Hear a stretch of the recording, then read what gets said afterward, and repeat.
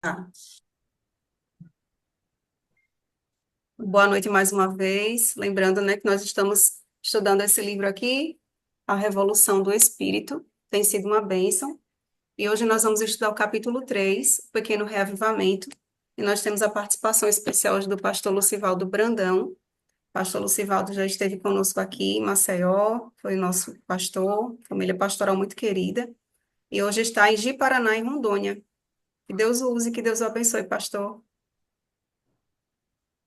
Obrigado, Rosana. Obrigado aí aos amigos. Obrigado aí por esse momento especial. Pastor Luciano, meu amigo, satisfação de conhecer. Você é pastor aí na terra da minha esposa, Feira de Olha que privilégio. Santana. Eu sou de Salvador, Estra- esse é e- meu 15º ano no ministério. Já trabalhei em vários lugares, Juazeiro, Itabuna, e agora estou em Feira de Santana. Esse é o meu segundo ano aqui em Feira de Santana. Prazer. Legal, legal. Fiz prática em vários lugares, amigo. Minha sogra congrega aí na Central. Muito bem, amigos. Maranata, o Senhor logo vem. Essa é a nossa esperança, né? Obrigado aí, Rosana, pelo convite. Esse livro já li, ele já estou lendo a segunda, terceira vez, e depois que eu fui convidado para fazer essa mensagem com vocês, eu voltei a ler novamente e realmente o coração da gente aquece, porque são dois temas que eu sou apaixonado na Bíblia. Um é profecia, eu gosto de profecia, eu gosto de estudar profecia, porque profecia me aproxima de Deus, profecia me mantém focado e crente na soberania do Deus que atua na história. Eu gosto muito de profecia. E o segundo tema é o Espírito Santo. Você estuda sobre o Espírito Santo, é impossível a sua mente continuar a mesma, né? Há um texto de Ellen White, amigos e irmãos, que ela diz assim: só podemos esperar um reavivamento em resposta à oração, né? Pastor Luciano abordou o tema da semana passada, como nasce uma igreja, e nós percebemos ali que a unidade ela é fundamental. O amor a Deus e o amor ao próximo têm que estar bem linkados um com o outro para que a igreja seja batizada com o Espírito Santo e haja ousadia na pregação do Evangelho. E a continuidade hoje, o tema de hoje é o pequeno reavivamento. Um pregador chamado Leonard Ravenhill, foi um grande pregador, escreveu um livro tremendo, é Porque Tarda o Avivamento. E Leonard Ravenhill, ele desafiou a igreja a buscar o reavivamento. Ele faleceu há um tempo atrás, se não me engano, foi em 94, e na lápide dele tem uma frase que ele é digna de reflexão, amigos e irmãos. Diz assim: valeria a pena Cristo ter morrido por coisas pelas quais você vive? Eu vou repetir. Valeria a pena Cristo ter morrido pelas coisas pelas quais você vive? Guarde essa frase no seu coração, porque nós vamos estar recorrendo a ela durante toda a mensagem. Agora pense na sua vida. Pense no seu estilo de vida. Pense nas coisas pelas quais você se dedica, nas suas prioridades, no seu trabalho. Tudo aquilo que você valoriza. A sua identidade, não é? É a nossa identidade aqui que nós nos dedicamos. Valeu a pena Cristo ter morrido por você? Considerando a vida que você leva, a vida que eu levo. E essa pergunta, dependendo da forma como ela é feita, ela até constrange a gente. Ela constrange, amigos. Porque Leonard Ravenhill, ele morreu, ele descansou, mas essa frase ainda prega do seu túmulo. E a gente olha para uma igreja saudosista, que é o nosso grande anseio como cristãos, como remanescente, como povo do advento, e a gente não tem como falar sobre o Espírito Santo sem ler Atos, sem ler Romanos, né? Romanos fala muito sobre o Espírito Santo, principalmente no capítulo 8 de Romanos. E eu queria convidar vocês para que nós possamos voltar ali à base, a igreja dos sonhos de Deus, que era a igreja primitiva. Eu queria convidar você a abrir sua Bíblia em Atos, capítulo 2, verso 42 a 47. Geralmente, quando a gente lê essa perícope desse texto, após o derramamento do Espírito Santo, Pedro pregou, quase 3 mil se converteram, geralmente nós percebemos ali quatro características dessa igreja. Mas eu estou ouvindo um pregador, lendo um material, e esse pregador levantou mais de 13 características, há mais de 13 características da igreja de Atos. Eu queria reler esse texto, que é muito conhecido por todos nós. Atos 2, 42, a minha Bíblia está aberta aqui, a 47. Como é que viviam os primeiros conversos? Aqui diz assim: eles se dedicavam, ou eles perseveravam, essa é a palavra que eu quero destacar, perseverar, ao ensino dos apóstolos e à comunhão, ao partir do pão e às orações. Aqui já temos 4 características daquela igreja que foi batizada com o Espírito Santo. Todos estavam cheios de temor e muitas maravilhas e sinais eram feitos pelos apóstolos, mais 2, 6. Os que criam mantinham-se unidos e tinham tudo em comum, 7 características. Vendendo suas propriedades e bens, distribuíam a cada um conforme a sua necessidade. Verso 46 diz: todos os dias continuavam a reunir-se no pátio do templo. Mais características: partiu o pão em casa e juntos participavam das refeições com alegria e singeleza de coração. Que nós vimos, até aqui, amigos e irmãos, nós vimos 12 características. Aí o verso 47 diz assim: louvando a Deus e tendo a simpatia de todo o povo. E o Senhor lhes acrescentava diariamente os que iam sendo salvos. Olha como era que vivia essa igreja, irmãos. Eles eram perseverantes. Alguém disse assim: grande é a arte de começar, melhor ainda é a arte de terminar. Nós temos uma dificuldade muito grande em perseverar em nossos propósitos. A gente começa o início do ano prometendo aí uma dieta, prometendo aí, quem sabe, ler mais livros, prometendo, quem sabe, dedicar mais tempo aí à atividade física, à ação missionária. E a gente começa até bem, e é legal, eu acho legal esse início de ano. Mas nós temos dificuldade em manter a nossa consistência naquilo que nós acreditamos. E a igreja primitiva, guiada pelo Espírito Santo, a Bíblia diz que eles perseveravam. E dificilmente, amigos e irmãos, nós veremos nessa terra uma igreja como a igreja de Atos. Dificilmente nós veremos uma igreja como a igreja de Atos. Nunca uma igreja cresceu tanto qualitativamente e quantitativamente. Era uma igreja tão extraordinária, era uma igreja tão inspiradora que a sociedade olhava para eles com simpatia. E eles diziam assim: uau, que igreja diferente, que povo diferente. Eu quero ser membro dessa igreja, eu quero conhecer o Deus dessa igreja. Valeria a pena Cristo ter morrido pelas coisas pelas quais você vive? É a pergunta que nós iniciamos a leitura, o tema de hoje. Para essa igreja de Atos, valeu a pena, amigos. Para essa igreja, valeu a pena, porque eles mantinham na sua mente o pensamento do sacrifício de Jesus e da missão que ele lhes confiou. Eles amavam tanto a Jesus que eles queriam estar perto de Jesus, eles queriam ver Jesus, eles queriam sentar-se com Jesus novamente. E a única maneira deles verem Jesus novamente, não tinha outra maneira, seria pregando o evangelho a todo mundo para que Jesus voltasse ainda em sua geração. Eu não quero dizer, amigos e irmãos, eu não estou aqui romantizando, não quer dizer que a igreja primitiva não tivesse problemas. Eles tinham seus problemas, eles tinham suas dificuldades. Mas, a despeito disso, eles cresceram, eles avançaram, eles eram extraordinários. Será que valeu a pena Cristo ter morrido por mim e pela igreja de hoje? Essa é a pergunta que vale US$ 1 milhão. Valeu a pena Cristo ter morrido por mim e pela igreja de hoje? Porque a igreja de Atos 2 era uma igreja que tinha suas limitações, mas eles não paravam. Eles não focavam naquilo que os desunia, mas naquilo que os uniam. Com tantas dificuldades, com tantas limitações, eles foram perseguidos, eles tiveram seus bens confiscados, eles foram expulsos das sinagogas, eles foram jogados nas arenas, mas eles não pararam. E sabe por quê, amigos, que eles não pararam? Porque eles dependiam do Espírito Santo. A mente dos discípulos após o Pentecostes era guiada pelo Espírito Santo. E tem uma frase aqui nesse capítulo de um presidente, ex-presidente da Convenção Batista, Carl Bates, achei muito interessante, frase já conhecida por todos, e ele diz assim: se Deus resolvesse tirar o Espírito Santo de nosso meio hoje, ele comenta, 95% daquilo que estamos fazendo em nossas igrejas continuariam da mesma maneira e não veríamos a diferença. Aí ele diz mais: contudo, se Deus houvesse tirado o Espírito Santo do meio da primeira comunidade cristã, 95% daquilo que estavam fazendo teriam cessado imediatamente. Isso aqui é muito forte, mano. Me chamou muito a atenção isso aqui. Eles não se achavam tão bons, né?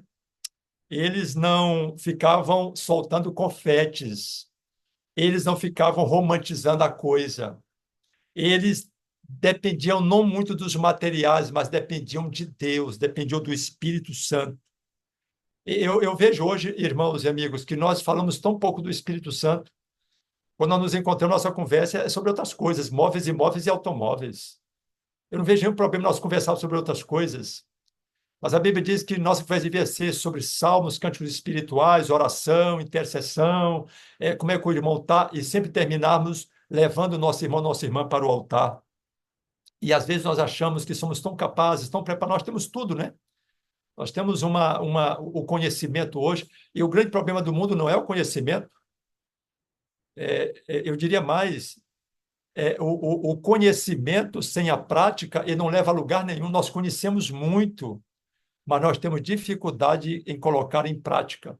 E eles eram dependentes do Espírito Santo. Eu acho que hoje o Espírito Santo olha para a igreja de hoje, olha para nós e nos vê, muitas vezes, tão cheios de si, tão arrogantes, que se sente até acuado de atuar em nosso meio, em muitos momentos, né? E o tempo foi passando, né? O tempo foi passando.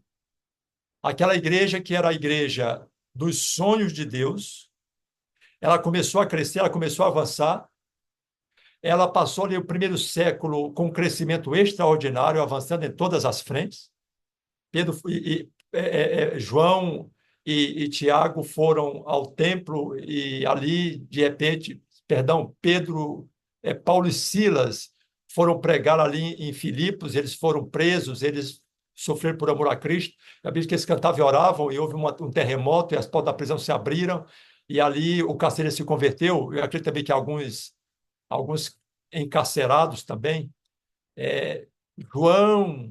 João e Pedro foram ao templo para orar e ali tinha um homem coxo e disseram: não tenho prata nenhuma que eu tenho te dado, em nome de Jesus Cristo, levanta-te e anda. Era uma igreja que tinha a dependência do Espírito Santo. Eles viviam o ensinamento de João 14,16. O Consolador, o Espírito Santo estará sempre com vocês, não é? E o tempo foi passando, que a igreja foi crescendo e foi avançando. E aquela igreja começou a ter graves problemas. Por volta do segundo século, um dos problemas, eles tiveram alguns problemas. Primeiro problema, aqui diz o tema de hoje, que a igreja começou a desconsiderar a palavra de Deus. E todas as vezes que existe uma apostasia, amigos e irmãos, há uma Bíblia fechada. Toda vez que eu vou legislar em cima de um divórcio, em cima de um casal que está separando, há um altar familiar que já não é mais erguido ao Senhor. Todas as vezes. Quando eu vou conversar com um casal que está com problema no casamento, no relacionamento, que estão pensando em se divorciar, a primeira pergunta que eu faço é: vocês têm feito culto familiar? Geralmente, na maioria das vezes, 95% pastores, nós já não fazemos há meses, há dias, há anos. E por volta do segundo século, aquela igreja começou a desconsiderar a palavra de Deus. Aqui houve um problema hermenêutico, né? A Bíblia diz isso, mas eu acho isso, né? Vamos atualizar a Bíblia. Vamos reciclar a Bíblia. Vamos escrever uma nova Bíblia, não é assim que as pessoas dizem? Houve um problema hermenêutico naquela igreja. O outro problema, um grande problema, o sábado, dia do Senhor, o sétimo dia, foi substituído pelo falso sábado, um problema doutrinário. Terceiro grande problema daquela igreja cristã, os bispos começaram a adquirir poder. E ali é um problema de liderança.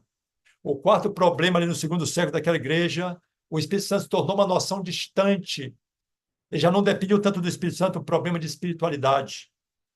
O quinto grande problema daquela igreja, a igreja havia se apostatado por completo, problema de lealdade. Sexto grande problema, as tradições religiosas começaram a suplantar a palavra de Deus, problema de autoridade. O colegiado falava mais. O sexto grande problema dessas tradições religiosas, o sétimo problema, a Bíblia não mais tinha autoridade. O que tinha mais autoridade era a tradição e o colegiado.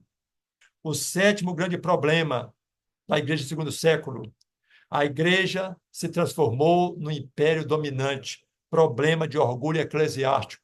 Oitavo grande problema: a igreja perdeu o espírito missionário, problema de foco. Aquela igreja, amigos e irmãos, que havia nascido local para levar o evangelho de forma mundial, aquela igreja que tinha o foco em salvar pessoas, esqueceu por que estava aqui. Problema de identidade. E olha que nós estamos falando aqui, irmãos, da igreja apostólica, a igreja dos sonhos de Deus, uma igreja que 2 séculos depois havia perdido a sua identidade. E nós corremos o mesmo risco como adventistas do sétimo dia. Não se engane. Existe a igreja visível, mas existe a igreja também invisível. A igreja missiológica, a igreja institucional existe, mas existe a igreja invisível, a igreja que está espalhada nos 4 cantos, a igreja que está na sua casa, a igreja que é você. E eu preciso manter em alto e bom som a minha identidade cristã, que não é a igreja que muda. Outro dia alguém falou para mim assim, pastor, a igreja mudou. Não, amigo, a igreja não mudou. A igreja continua pregando as mesmas mensagens, as mesmas doutrinas. Muitas vezes nós é que mudamos. E aí nós colocamos a conta, o prejuízo na conta da igreja, quando o problema é nosso. E a igreja do segundo século, ela precisava de um grande despertamento. E aqui nasce o milerismo, que é o segundo grande despertamento da história. Conta que a história que em 1794, um homem chamado Isaac Bacchus, esse homem se propôs a orar, né? E ele levantou um movimento de oração, começou a orar nas segundas-feiras, e no início do seu movimento não tinha quase ninguém. E aí o movimento começou a crescer. Na outra segunda-feira, aquele movimento começou a crescer de forma fenomenal. Houve um crescimento espiritual, houve um crescimento evangelístico sem precedentes na história. E quando a gente olha a história dos grandes reavivamentos, sempre começa com oração. E vou dizer mais, irmãos, não é a oração coletiva que traz à tona os grandes reavivamentos, não. É a oração individual, é a oração no lar. É a oração quando você está na calada do seu quarto, só você e Deus. Você tem seus momentos de oração, você clama. Mas você não ora só por você. Você ora também por Israel. Você ora pela igreja. Você ora pelas pessoas. Grandes mudanças sempre ocorrem como fruto de oração. Oração individual. É do individual para o público. Eu me lembro que um dia eu fui comportar no Espírito Santo e eu fiquei ali na cidade de Vila Velha. E eu estava na igreja do Ibis, uma igreja muito simpática, uma igreja muito acolhedora. Eu fiquei 2 meses ali. E um dia um colega meu, teologando na época, foi pregar, e eu fiquei ali no segundo banco, atento à mensagem. E quando ele pregava, a mensagem começou a tocar meu coração. E ali no Espírito Santo tem comunidades alemães. Os irmãos, uma boa parte, são descendentes de alemães, de italianos. E enquanto ele pregava, a mensagem começou a tocar o meu coração, eu comecei a dizer amém, amém, glória a Deus. De vez em quando dava assim, um glória a Deus um pouco mais alto. E um colega meu deu uma cutucada assim, olhou para mim, deu uma cutucada e disse assim, Lucivaldo, rapaz, você é maluco? Você está dizendo glória a Deus aqui no Espírito Santo, no meio dos alemães? Rapaz, diga amém mais baixo, cara. Aí eu disse assim para ele, só ainda, esse amigo, o amém que eu estou dando não é para eles não é para o pregador, não, é para Deus. Quando você adora em casa, quando você canta em casa, quando você diz um amém fervoroso, amigo, não importa onde você estiver, pode estar na igreja, você pode estar onde você estiver, você está diante do seu, você está dizendo para quem? O louvor é para Deus, aleluia, louvado seja o nome de Deus. Toda vez que eu vi um despertar religioso, amigos e irmãos, tinha gente orando. Igrejas que crescem, igrejas que evangelizam, são igrejas que oram. E antes de cobrar, nós temos que orar. Orar publicamente não é tão difícil, às vezes parece até assim um marketing, né? Um marketing de oração. Aí a igreja lança aí o Dia Mundial de Oração, 10 horas de oração, 10 dias de oração, 10 horas de oração e 10 horas de jejum. Ótimo, bênção. E a gente começa. Aí tem o dia do jejum. Aí ele se prepara e jejua e tal. Mas aí esquece. Jejum, jejum uma vez por ano, irmãos. Os muçulmanos jejuam 2 vezes por semana. O judeu ortodoxo jejua duas, os judeus ortodoxos, se não me engano, eles jejuam todas as quintas e todas as terças. E nós somos o povo do advento. Aí a gente ora, a gente jejua uma vez por ano e ainda acha que é muita coisa. Sem falar que quando chega a noite, vai para o rodízio de pizza. Misericórdia, né, pastor? Meus amigos, antes de comprar que a igreja ore, nós precisamos orar e jejuar. Orar publicamente não é tão difícil. A oração individual, sim, é um grande desafio. Se nós quisermos fazer, irmãos, que a nossa igreja haja um grande avivamento, nós temos que começar um movimento poderoso de oração em nossos lares. Os grandes movimentos do século XVI, século XVII, no metodismo, século XIX, no milerismo, começaram com gente na solidão do seu quarto, nas madrugadas, clamando o batismo do Espírito Santo. E essa oração individual se transformou em oração comunitária e alcançou a igreja. Foi assim com a igreja de Atos. Eles oraram nos lares, depois foram para o templo. Agora, irmãos, qual foi a raiz do grande despertamento religioso no milerismo? A raiz do grande despertamento, na verdade, estava no estudo das Escrituras, especialmente das profecias. A Igreja Adventista do Sétimo Dia, ela nasceu dentro da profecia. No passado recente, no passado bem recente, os adventistas eram conhecidos pela alimentação saudável e o estudo das profecias. Eu não sei, eu não sei se as pessoas ainda lembram de nós por essas coisas. Outro dia um colega meu foi tirar um visto, vai ter a conferência geral, e aqui está indo um grupo de obreiros. E um colega meu foi tirar o visto aqui acho que em Brasília. E quando ele se identificou, a moça do consulado ali, americana, perguntou assim para ele, não, perdão, o atendente, né? Perguntou assim para ele, o que é que o senhor faz da vida? Ele disse, sou pastor. E ela falou assim, que igreja? Ele falou, Igreja Adventista do Sétimo Dia. Aí na hora ele falou assim, você é vegetariano? Ele disse, não. Aí continuou fazendo as perguntas, depois de uns 3 minutos ele bateu o carimbo e disse, ó, seu visto tá assegurado, você vai receber seu passaporte em sua casa daqui a 20 dias. Aí o atendente olhou para ele e disse assim, você sabe por que que eu perguntei se você é vegetariano? Ele olhou assim e disse, não. Disse, porque todos os adventistas que eu conheço são vegetarianos. Ah, irmãos, o colega pastor ficou assim, não sabia onde enterrar a cabeça. Disse, meu Deus.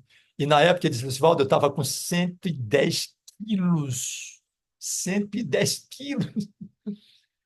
Eu tenho que criar vergonha na minha cara. Ele mudou, irmãos, o estilo de vida, porque não é só vegetarianismo, é estilo de vida.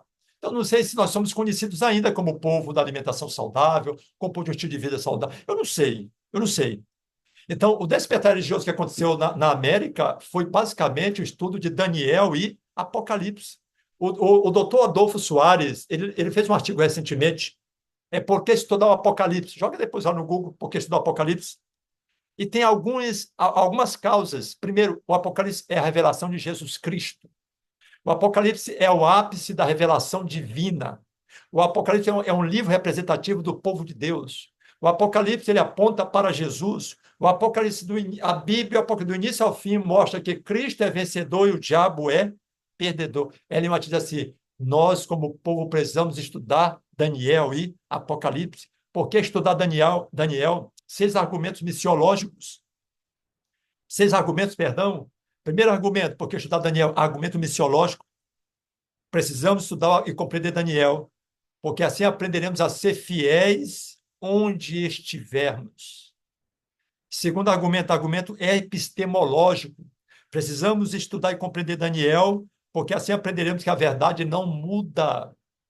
Argumento filosófico. Precisamos estudar e compreender Daniel, porque assim viveremos à luz da verdadeira filosofia da história. Olha Daniel 2, amigos. Olha a estátua, o sonho da Nabucodonosor, Daniel 7, onde nós estamos na história, nos dedos da estátua. Jesus está voltando, Jesus está às portas, sim. Argumento relacional. Precisamos estudar e compreender Daniel, porque assim saberemos que nós não somos nenhuma pessoa é uma ilha. Nós precisamos, sim, uns dos outros, nos relacionarmos. Argumento identitário. Precisamos estudar e compreender o livro de Daniel, porque assim percebemos que a identidade cristã ela é fundamental. No tempo que estamos vivendo, as pessoas estão procurando um norte e um rumo. E o argumento espiritual. Precisamos estudar e compreender o livro de Daniel, porque assim ele fortalece a nossa espiritualidade. Quase todas as pessoas, geralmente assim, amigos e irmãos, que estudam Daniel e Apocalipse, são pessoas espiritualmente mais fortes do que aquelas que geralmente não estudam. São pessoas que estão mais conectadas. Então, a Igreja Adventista do Sétimo Dia, que saiu das cinzas do milerismo, ela nasceu dentro da profecia. Irmãos, os nossos pioneiros faziam conferência de Daniel e Apocalipse. Eles faziam conferência. E Ellen White, ela tem um texto que ela diz assim: quando os livros de Daniel e Apocalipse forem bem compreendidos, terão os crentes uma experiência religiosa inteiramente diferente. Olha o que ela fala. Ser-lhe-ão dados tais vislumbres das portas do céu, que o coração e a mente se impressionarão com o caráter que todos devem desenvolver, a fim de alcançar a bem-aventurança, que deve ser a recompensa dos puros de coração. Desenvolver caráter, mudança de mentalidade, ter a mente de Cristo.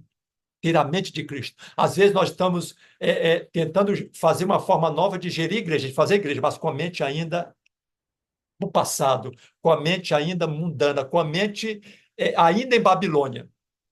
É mudança de mentalidade. E, irmãos, cá entre nós, a impressão que eu tenho hoje, é que muitos que estão na igreja não conhecem nem o básico. Às vezes a gente fica até, não sei se o pastor Luciano concorda comigo, até constrangido em perguntar se alguém conhece os 10 mandamentos. Pelo menos o quarto mandamento. Decor, memorizado. Porque, amigo, se eu não conheço as escrituras, se eu não tenho as escrituras no meu coração, na minha mente, quando o diabo me tentar, eu vou me lembrar de quê? Como foi que Jesus venceu o inimigo? Num passado bem recente, irmãos, bem recente. Os nossos irmãos eram capazes de explicar o gráfico de Daniel 8, Daniel 9, Apocalipse 12, Apocalipse 13. Eles explicavam os gráficos. E às vezes eu sinto saudade porque aqueles gráficos sumiram. E não é de estranhar, amigos, que hoje a igreja ela está mal das pernas, espiritualmente fraca. Que nós temos, e quando eu falo isso, não é igreja institucionalizada, não. A doutrina continua, os pastores continuam pregando, tem um grupo de pastores pregando a verdade presente, isso é muito claro, mas eu vejo a membresia dependendo apenas do que os outros interpretam nas Escrituras. Então, amigos, a raiz desse despertamento religioso no século XIX era o estudo da profecia envolvendo principalmente Daniel e Apocalipse. E qual era a questão? As pessoas queriam estar perto de Deus. E quando elas estudavam Daniel e Apocalipse, se sentiam perto de Deus. E elas tinham saudade de Jesus. Elas queriam ver Jesus. E elas pregavam de Jesus. Elas deixavam tudo para seguir a Jesus. E eles queriam que ele voltasse logo. Por quê? Porque sabia que Deus estava atuando na história. Não é à toa que Enoque andou tanto tempo com Deus, amigos e irmãos, que a Bíblia diz que Deus o levou para si. Se nós não estudarmos as profecias, se nós não queremos essa proximidade com Deus, sabe o que vai acontecer? Nós vamos estar na igreja e tocando nossa vida de qualquer maneira. Nossos negócios, nossas prioridades. Então, você está percebendo aqui? A raiz de todo despertar religioso é o estudo da palavra de Deus, principalmente as profecias. As profecias. E o que aconteceu? A igreja naquele tempo, ela avançou como igreja, como movimento, e ela alcançou quase 100 mil pessoas só na Nova Inglaterra, uma onda gigante. Só o que aconteceu? A mensagem do terceiro, eles pregaram a primeira mensagem, temia Deus e dar ligou, porque é chegado ao seu juízo. A segunda mensagem caiu a Babilônia. A terceira mensagem, aquele que adora a besta e sua imagem, eles não aceitaram. O adventismo, no início, não aceitou aquela mensagem. Ellen White chega a dizer que eles endureceram o coração. O sábado trazido por Raquel Wicks e Frederick Wheeler, que era a mensagem do dia do Senhor, Ellen White chega a dizer, ela diz assim, muitas pessoas estão profundamente convictas a respeito da suposta obrigação de observar o sétimo dia, mas nos sentimos irresistivelmente levados à conclusão de que não há uma porção específica de tempo que os cristãos sejam obrigados por lei a separar como tempo sagrado. Em outras palavras, irmãos, eles desconsideraram o mandamento do sábado. Em outras palavras, eles deixaram de buscar e depender do Espírito Santo. Quando eu não busco o Espírito Santo, eu não tenho o discernimento espiritual. Quando eu não tenho o Espírito Santo, eu aceito qualquer coisa. Eu preciso do Espírito Santo. E aí o que aconteceu? O que é que eles acreditavam? Eles acreditavam que Laodiceia não era uma mensagem para dentro, era uma mensagem para fora. A princípio, eles acreditavam que Laodiceia era o mundo, depois acreditaram que Laodiceia eram os movimentos protestantes que não aceitaram as três mensagens, mas eles foram estudando e eles chegaram aos pilares teológicos do movimento adventista. E quais eram os pilares que permanecem até hoje? A doutrina do santuário, o sábado do sétimo dia da semana, a imortalidade da alma, junto com o Espírito de profecia, se tornaram os pilares teológicos do movimento adventista. Nasceu assim a Igreja Adventista do Sétimo Dia. E a igreja tinha agora uma missão, pregar o evangelho a todo mundo. Mas aí estourou a Revolução Industrial, estourou a grande era do ouro nos Estados Unidos, que o produto interno bruto, o superávit americano, foi lá para cima. Sabe o que aconteceu?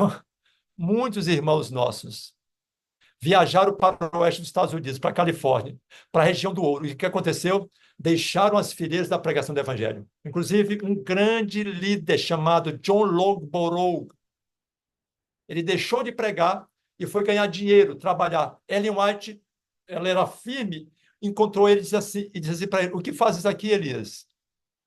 Você lançou mão do arado e você olhou para trás?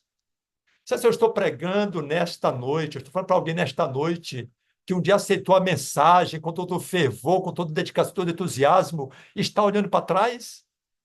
Deixou de olhar para o Senhor e para a missão que Deus lhe concedeu, começou a olhar para as pessoas, para a organização. E claro, amigos e irmãos, onde tem gente tem problema, na tua casa tem problema, na igreja tem problema, não é diferente.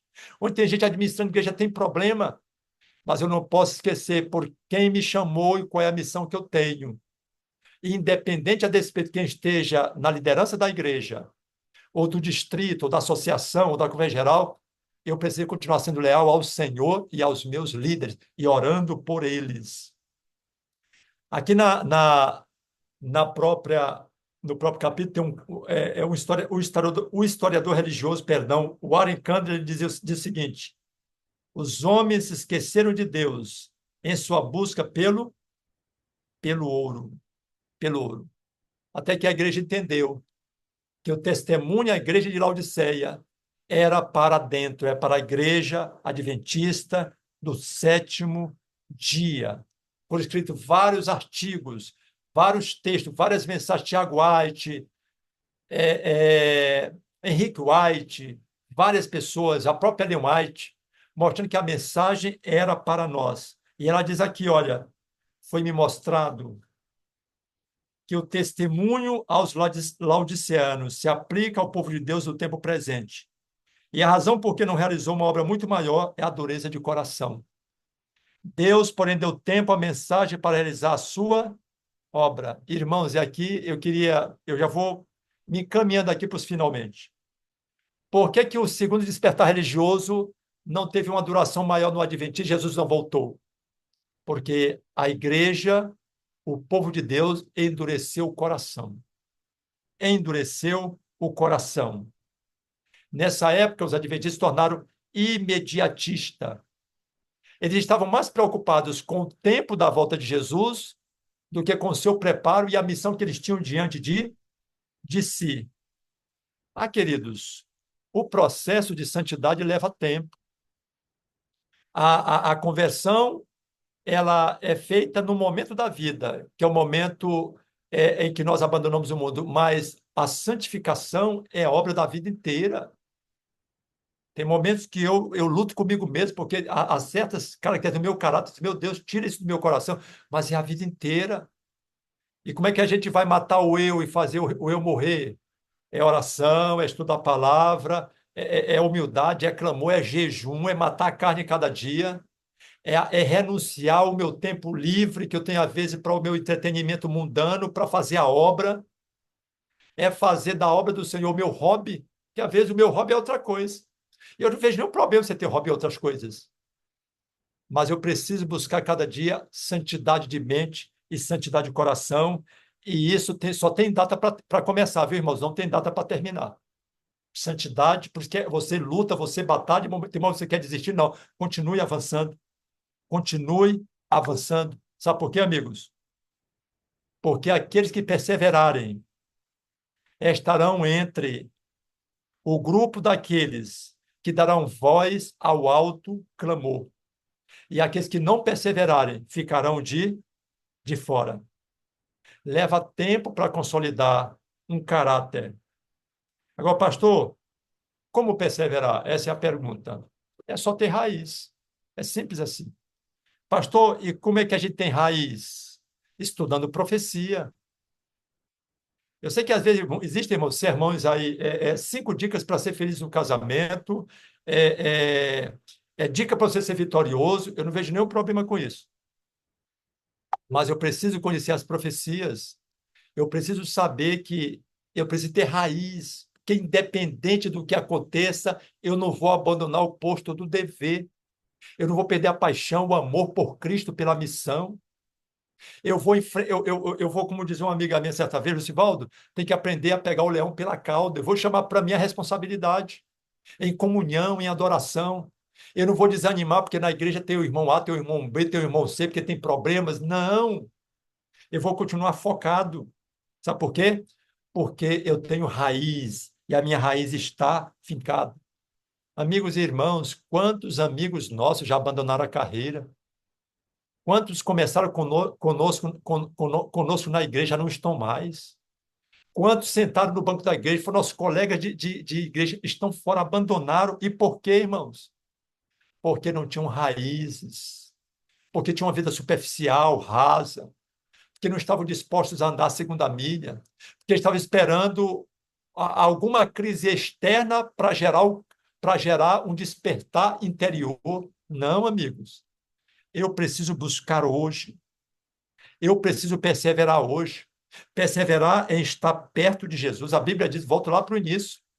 Como a igreja primitiva era, eles perseveravam na doutrina dos apóstolos. Eu não posso abrir mão, ó, culto familiar. Não, perdão, minha leitura pessoal, não posso abrir mão. Não posso abrir mão da minha lição. Não posso abrir mão do Espírito de Profecia, estudar estes livros, que esses livros nos mantêm mais no trilho, né? Não posso abrir mão de dar meus estudos bíblicos. Pra vocês terem ideia, eu teve um momento no meu ministério que eu só ensinava, eu não dava mais nem estudo bíblico. E aí, mais ou menos uns 8, 9 anos atrás, eu voltei a dar estudo bíblico. Eu disse assim, não, porque senão eu vou esquecer. Eu vou estar ensinando os irmãos a fazer o bolo e eu não vou nem provar do bolo. O bom não é só a receita do bolo. O bom é a receita do bolo é fazer o bolo e comer do bolo. E eu voltei a dar meus estudos bíblicos, ter um programa da sua atividade física, vivenciar os 8 remédios naturais, não ser apenas um programa de 10 dias, mas um programa de uma vida. Os adventistas do sétimo dia, no passado, no grande despertar do século XIX, eles falharam em perseverar, em se dedicar. Irmãos, é muito fácil começar a caminhada cristã, difícil é continuá-la. Difícil é continuá-la. Ellen White chega a dizer aqui, e eu termino, ela diz assim, o fracasso da igreja foi devido a uma indisposição em perseverar na fé, em nome de Cristo, a fim de efetuar uma obra profunda de arrependimento, que a capacitasse para o alto clamor do terceiro anjo. Houvesse a igreja se rendido inteiramente, e Cristo teria vindo. E eu termino com aquela perguntinha, aí vou dar espaço para quem quiser falar, tá, gente? Valeria a pena Cristo ter morrido por coisas pelas quais você vive? Valeria a pena? Tem valido a pena, meu irmão?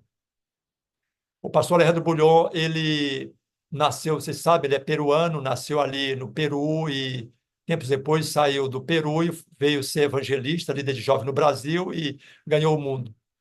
Vez outra ele voltava à sua cidade, um dia ele retorna na igreja da sua mãe e quando ele prega, ao terminar o sermão, um líder se aproxima dele e diz assim, Pastor Bulhon, o senhor retorna quando para o Brasil? E ele falou a data, ele disse assim, pastor, por favor, não vá embora sem primeiro visitar o irmão fulano de tal. E quando o pastor ouviu o nome do irmão, ele se lembrou que era um ancião do tempo que ele era garoto na igreja. E ele ficou assim, mas o que aconteceu com eles? Não, por favor, pastor, não vá embora sem visitar aquele irmão. Não vá embora. O pastor foi visitá-lo naquele sábado. A porta estava entreaberta. Aquele irmão já estava com irmãos, quase 94 anos de idade. Estava cego. E quando ele entrou, disseram a ele que o pastor Bulhon iria visitá-lo e disse: Você é o Bulhon, o Bulhon, filho da fulana de tal, da tua mãe era diaconisa aqui na igreja.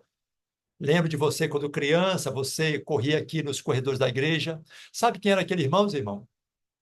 Sabe quem era aquele líder, irmãos? Perdão. Ele era o líder que todos os temas de sermões que ele fazia, o tema era a volta de Jesus. Ele só falava sobre a volta de Jesus. Se convidasse aquele ancião para um aniversário, o tema dele era a volta de Jesus. Se convidasse para um casamento, o tema dele era a volta de Jesus. Todos os temas daquele irmão era a volta de Jesus. E o pastor Bulhão comentando, ele disse assim, ele pregava com tanto fervor, com tanto amor, com tanta paixão, com tanta dedicação, que quando ele terminava o sermão, eu queria que Jesus voltasse, porque eu me sentia pronto. E ao visitar aquele irmão, ele disse, pastor Bulhon, eu aceitei a mensagem com 10 anos de idade. Hoje eu estou com quase 94 anos. Eu já aguardo Jesus há 84 anos. Pastor Bulhon me responde uma pergunta, mas por favor, seja sincero e franco comigo. E o pastor Bulhon, irmão, se eu souber responder, eu responderei com certeza. Ele disse, é verdade que Jesus ainda vai voltar, pastor Bulhon? Jesus ainda vai voltar? E o pastor Bulhon olhou para ele e disse, irmão, Jesus vai voltar. Jesus vai voltar. Aqueles amigos e irmãos, há muitos que perderam a fé na volta de Jesus e que estão indo para a igreja, participando da igreja, apenas por ir, mas perdeu a finalidade e o porquê de ser adventista do sétimo dia. Amado, não perca. Volte para a base. Volte para o estudo das profecias. Volte para as primeiras obras. O Senhor nos chama para uma consagração, corpo, mente e espírito. Sermos tão parecidos com Jesus em nossa forma de ser, que as pessoas queiram conhecer o Deus a quem nós servimos. Que você, que eu, que nós possamos manter a chama do reavivamento em nosso coração. O Senhor tem batizado a sua igreja em alguns lugares do mundo. Há muitos testemunhos que nós temos ouvido por aí. Mas o Senhor, ele também está preparando um povo aqui no Brasil, em qualquer parte do planeta, para aquele grande dia. Mas esse povo não vai esperar de braços cruzados. Vai esperar Jesus pregando a mensagem, vivendo a mensagem e dizendo em alto e bom som, através do seu testemunho, do seu caráter, que Jesus está voltando, porque você está se preparando para esse dia. Que Deus te abençoe e que esse avivamento que começou na tua vida continue crescendo como um fogo, como uma chama, e que possa tomar conta da tua família, da igreja, da sociedade, e nós tenhamos um povo desperto para esperar Jesus quando ele voltar. Que Deus te abençoe, em nome de Jesus. Amém. Amém. Amém, pastor. Muito obrigada. Deus seja louvado. Eu não sei meus irmãos, mas eu estou aqui com o coração ardendo. Glória a Deus. Glória a Deus seja Deus. louvado. Ora conosco, pastor, por favor. Vamos orar.